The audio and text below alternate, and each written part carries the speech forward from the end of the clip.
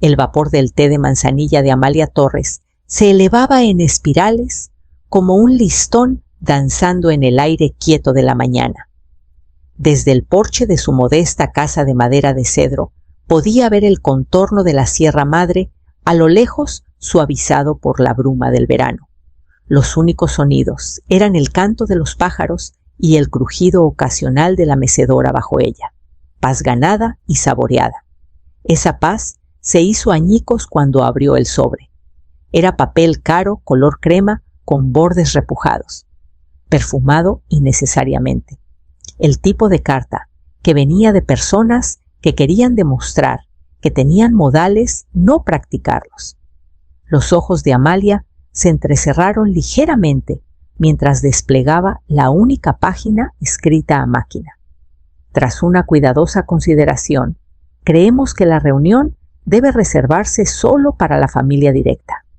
Por favor, no vengas. Valeria y Rafael. No había aún querida Amalia, sin calidez. Solo una línea deliberada y estéril cortándola de su propia sangre. Sus dedos apretaron el papel, luego se relajaron. Inhaló larga y lentamente y dejó la carta junto a su taza. Las montañas permanecían inmóviles a lo lejos y ella también. Tomó su teléfono, escribió una sola palabra, entendido, y presionó enviar. Eso fue todo. Se levantó llevando su té adentro. En el pasillo, junto a una foto de su difunto esposo Gabriel y una acuarela del lago, colgaba un documento enmarcado en madera negra, el título de la cabaña en la montaña, firmado en 1998, solo a su nombre. Sus ojos se detuvieron en él por un momento. Planeaban celebrar la reunión familiar allí sin ella. Soltó una risa suave, incrédula. No amarga, no fuerte, solo el sonido de alguien que había sido descartada demasiadas veces para sentir algo más que una claridad limpia. Tomó otro sorbo de té. Luego alcanzó su agenda. Gabriel y yo encontramos el terreno por casualidad. No estaba en ninguna lista oficial, solo una charla con un empleado de una gasolinera en las afueras de Valle de Bravo. Un pedazo de ladera boscosa que nadie había tocado ni siquiera para poner un letrero de se vende. Subimos por el camino de tierra, en su vieja camioneta, rebotando sobre piedras y esquivando ramas bajas, hasta que llegamos a un claro que se abrió como un suspiro contenido. Las montañas vigilaban desde lejos. El aire olía a limpio. Apagó el motor y me miró como si hubiéramos llegado a algo sagrado. Lo compramos 2 semanas después. Durante meses, cada fin de semana veníamos con guantes y herramientas. Limpiamos maleza, pusimos los cimientos, discutimos sobre el tinte para madera y los barandales del porche. Gabriel se encargó de la estructura, las vigas, la plomería. Yo hice los detalles, las ventanas que captarían la luz de la mañana, el barandal de la escalera tallado a mano, la fogata de piedra lisa en el borde del deck. No construimos una cabaña de lujo. Construimos un hogar arraigado en tierra, sudor y silencios largos llenos de risas. Rafael tenía 10 años cuando pusimos la última teja. La clavó él mismo, torcida pero orgulloso.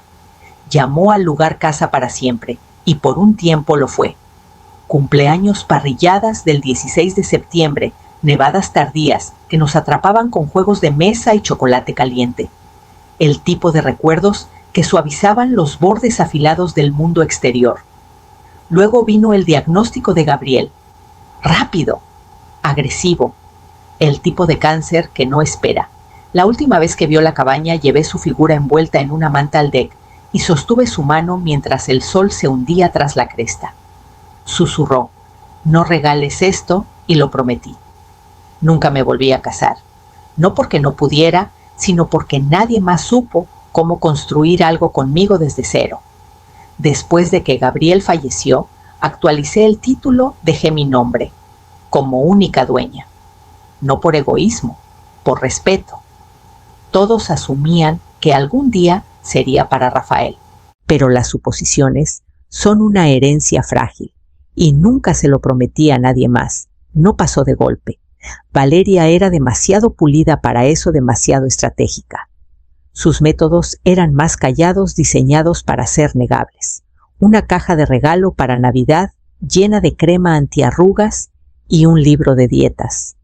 Un ramo de cumpleaños que llegó 3 días tarde sin tarjeta. Invitaciones que nunca llegaron luego. Disculpas que siempre sonaban como si me culparan por no revisar mi correo. Me dije que lo estaba imaginando, que solo era olvidadiza joven o que se estaba adaptando. Pero luego vinieron los deslices demasiado precisos para ser accidentales. El Día de Acción de Gracias, donde sirvió cordero, a pesar de saber que no comía carne desde hacía 30 años. El brunch, donde me sentaron al final de la mesa con los niños y los abrigos. Y Rafael, siempre atrapado en el medio, siempre diplomático, hasta el punto de desvanecerse. Miraba su teléfono, rellenaba su vaso o cambiaba de tema. Cualquier cosa menos tomar partido. La verdadera herida no vino de ella. Vino de él en el silencio. Aún así mantuve la lengua. Me dije que el tiempo suavizaría las cosas, que tal vez la maternidad, si llegaba, la ayudaría a ver el valor de la familia. Fui tonta. La esperanza puede envejecer en negación, si la dejas. Lo primero que supe de la reunión familiar fue por mi jardinero Emilio. Recortaba los setos y preguntó si estaba emocionada por ir a la cabaña el próximo mes. Parpadeé. ¿Qué reunión? Se sorprendió. Valeria publicó algo. Etiquetó a tu hijo. Parece una gran reunión. Lo revisé después y ahí estaba. Una página completa del evento con un logo de lámina dorada, la reunión del legado Torres. Enlaces para confirmar asistencia. Código de vestimenta sugerido. Notas de catering. Una gran foto sonriente de Valeria, parada en los escalones de mi cabaña, con los brazos abiertos, como si diera la bienvenida a los invitados a su propiedad. Desplacé los comentarios. Docenas de familiares emocionados.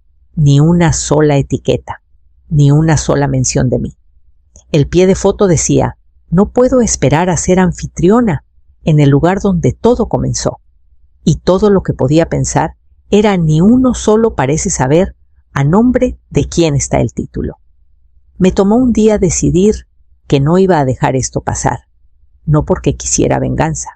Soy demasiado grande para preocuparme por hacer una escena, pero porque llega un punto en que el silencio deja de ser elegante y comienza a convertirse en consentimiento. Llamé a Clara Méndez la mañana siguiente. Nos reunimos en la biblioteca municipal, en la misma sala de lectura pequeña, donde planeábamos eventos de limpieza comunitaria hace 20 años. Había sido secretaria del juzgado del condado antes de jubilarse y aún se comportaba como alguien que sabía qué puertas estaban cerradas y quién tenía las llaves.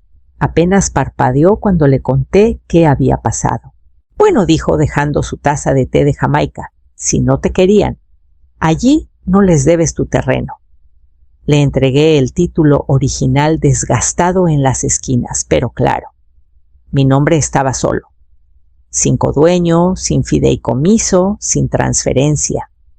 Clara abrió los registros de propiedad actuales en su laptop y se recostó. Es tuya, Amalia. Propiedad legal completa. Tienes todo el derecho de decir quién entra y quién no. Redactamos una carta formal de revocación de acceso, sin emociones, solo hechos, límites claros notariados y presentados en la oficina del sheriff del condado. Luego enviamos una copia a la plataforma de renta a corto plazo, donde Valeria había listado la cabaña a su nombre, nada menos como si eso pudiera hacer la verdadera. Clara alzó una ceja al ver el listado. ¿Planeaban cobrar a los invitados tarifa de amigos y familia? Dije, incapaz de mantener la amargura fuera de mi voz. Para el final del día, había programado a un cerrajero para cambiar los códigos y las cerraduras de las puertas y la reja de la cabaña. El nuevo teclado se reiniciaría cada 72 horas. Nadie entraría sin mi permiso ahora. Me quedé fuera de la biblioteca antes de irme a casa, el sol tardío reflejándose en el vidrio de las ventanas. No me sentía triunfante, me sentía limpia, anclada. De vuelta en casa, abrí mi agenda de nuevo y marqué la fecha de la reunión. La mañana del 3 de julio fue tranquila. Preparé mi café lentamente, escuchando a los gorriones en los árboles y el zumbido suave del calor del verano presionando contra las ventanas. No revisé mi teléfono, no llamé a nadie. Solo dejé que la quietud me envolviera como un suéter conocido. A mediodía, imaginé que el desfile ya estaba serpenteando por el camino del Bosque Valeria, en su Mercedes blanco, rentado Rafael 2 autos atrás, una fila de subes llenas de primos lejanos, bandejas de catering, botellas de agua monogramadas y itinerarios impresos.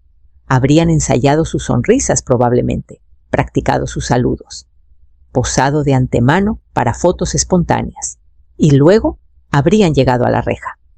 El candado era pesado y de latón limpio e inconfundible. Un letrero nuevo, montado en el poste de madera, los recibió primero. Propiedad privada, se denunciará a los intrusos. Y justo debajo, asegurado, con un clavo oxidado, un pedazo roto de papel grueso, color crema, reconociblemente cortado de la carta que me habían enviado. Solo escribí una cosa en él, entendido. A.T. No estaba destinado a ser teatral, estaba destinado a ser exacto. Sabía que en el momento en que lo vieran, el aire se detendría. Sabía que el rostro de Valeria se tensaría primero su voz elevándose, mientras exigía que alguien me llamara al sheriff a cualquiera. Rafael no diría nada por demasiado tiempo. Y para entonces los murmullos habrían comenzado, la gente bajándose de los vehículos, susurrando por lo bajo, revisando la invitación de nuevo en sus teléfonos. En medio del caos, alguien intentaría el código antiguo. Descubriría que no funcionaba. Probaría la puerta lateral, cerrada. Ventanas aseguradas, Wi-Fi desactivado, generador apagado, y en todo ese desmoronamiento, alguien finalmente preguntaría en voz alta lo que ninguno se había molestado en verificar.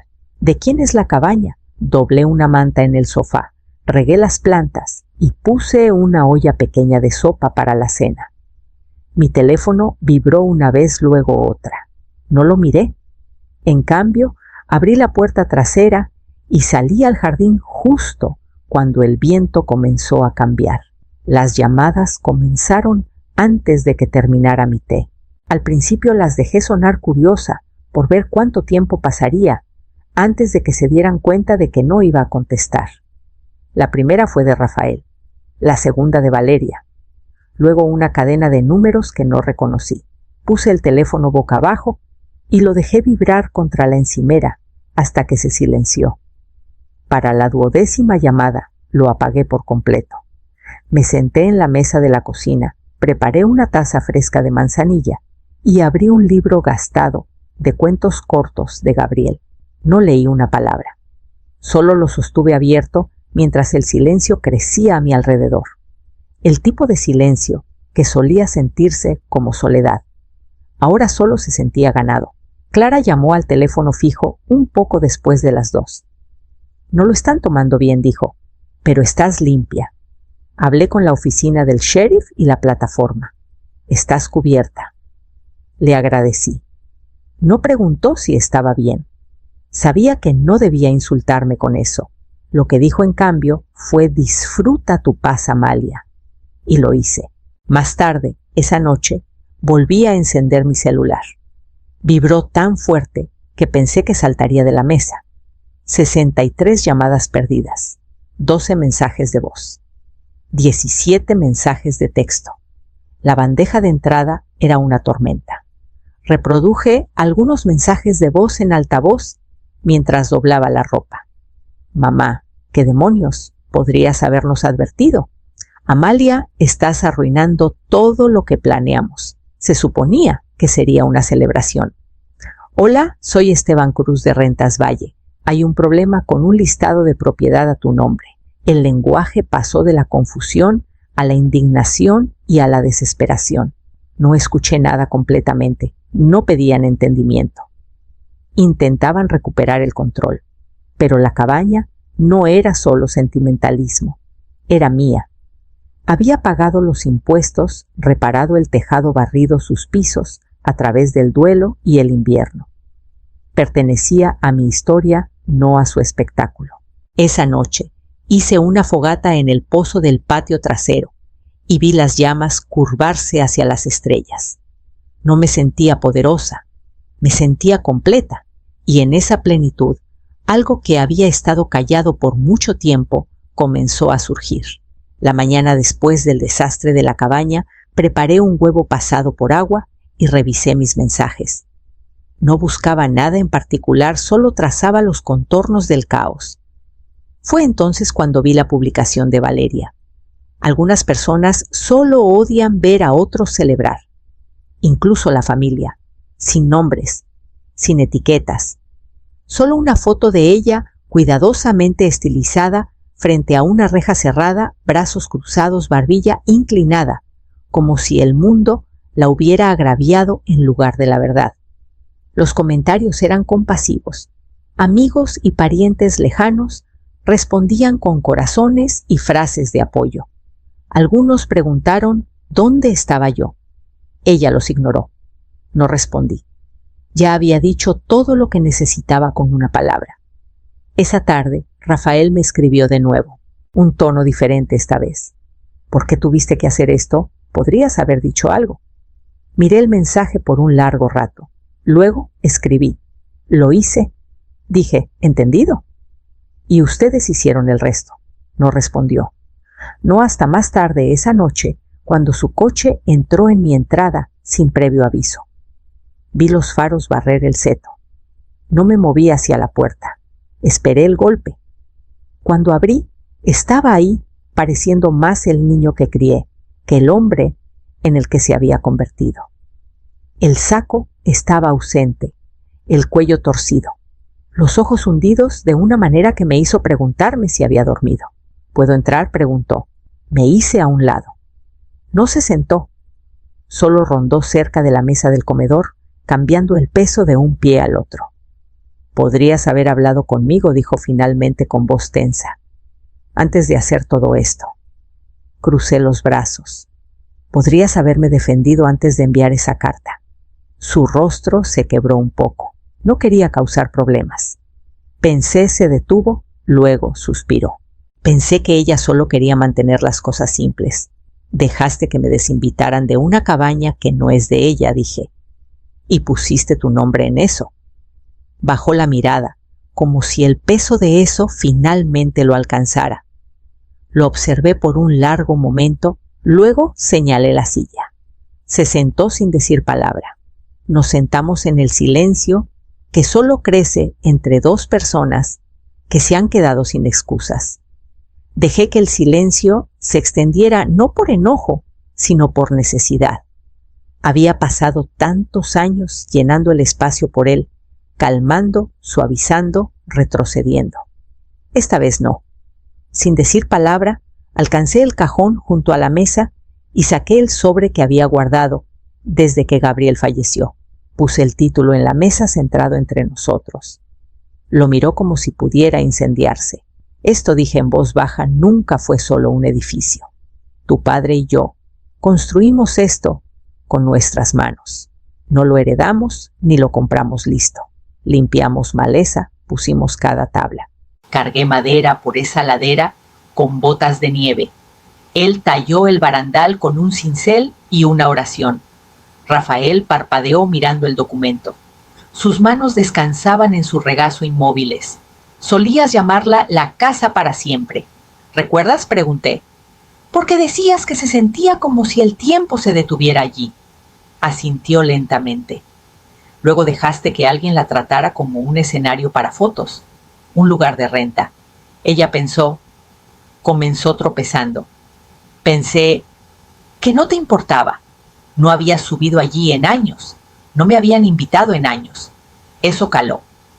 Desvió la mirada, la mandíbula tensa. Podía verlo en sus hombros, ese profundo tirón de vergüenza tratando de disfrazarse de incomodidad.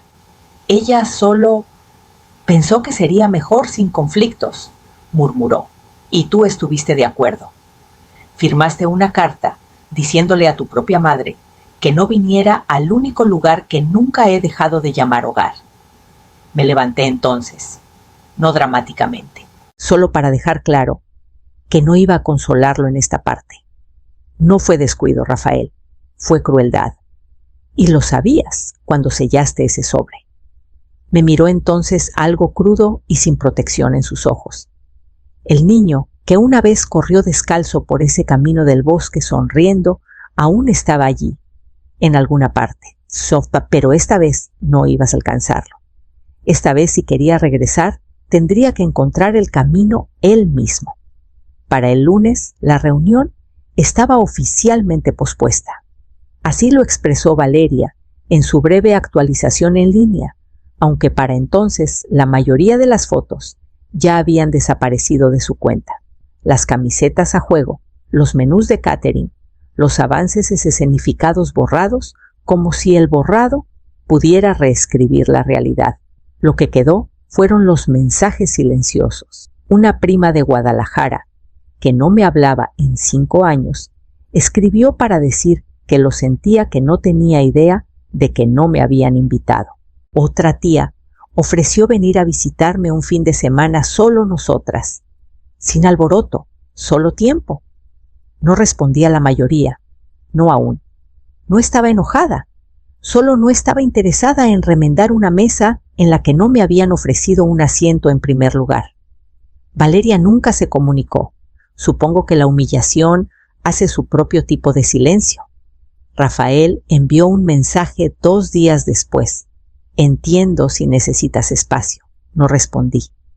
No era castigo, era solo espacio, exactamente lo que ofreció y exactamente lo que pretendía tomar.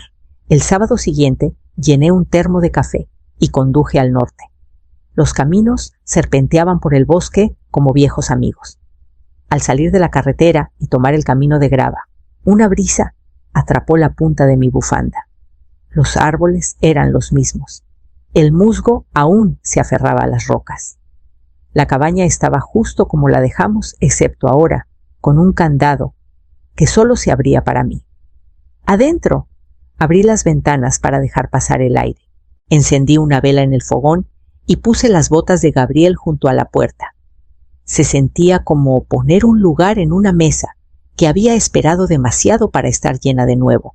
Más tarde, me senté en la encimera de la cocina con una libreta amarilla y comencé a esbozar una idea que había cargado por años, un programa de retiros estacionales. No para la familia, sino para quienes nunca tuvieron niños en casas de acogida veteranos, regresando personas mayores que necesitaban quietud. Los que entendían cómo un espacio podía significar seguridad. Tal vez la familia no tenía que ser heredada. Tal vez podía construirse tabla por tabla. La invitación llegó un jueves, metida entre facturas de servicios y un catálogo que no pedí, sobre verde pálido escrito a mano. Adentro había una tarjeta de mi sobrina Elena de todas las personas. No habíamos hablado más allá de saludos navideños en años. Se casaba en Morelia en el otoño. No habría gran hacienda, ni tema, ni lista de invitados escalonada. Solo una ceremonia en un jardín y una cena bajo luces de cuerda. Metida dentro había una nota pequeña escrita con una tinta diferente. Gracias por recordarnos cómo se ve la fuerza. Espero que vengas. Te quiero allí no por formalidad, sino porque importas. La leí 2 veces. Luego la puse en la encimera y no la toqué por días. No se trataba de si asistiría.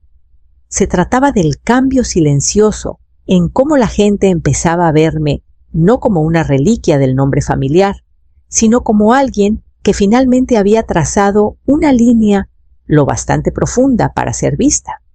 Una semana después, llegó un correo de Rafael a mi bandeja de entrada. Era largo, sin defensas, sin excusas.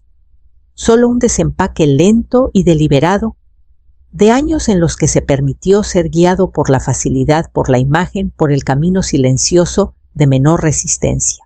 No suplicó, no me pidió que lo perdonara. Simplemente dijo, ahora entiendo qué estabas protegiendo y lamento que me tomó tanto tiempo. No respondí, no aún, no por enojo, no por juicio, sino porque la sanación a veces necesita respirar en su propio ritmo, sin obligación. Ese domingo volví a la cabaña con Clara en el asiento del copiloto. Nos sentamos en el porche, con las piernas arriba tomando café negro y escuchando el suave murmullo de los árboles. Sin palabras por un rato, solo el sonido del viento siendo exactamente lo que era.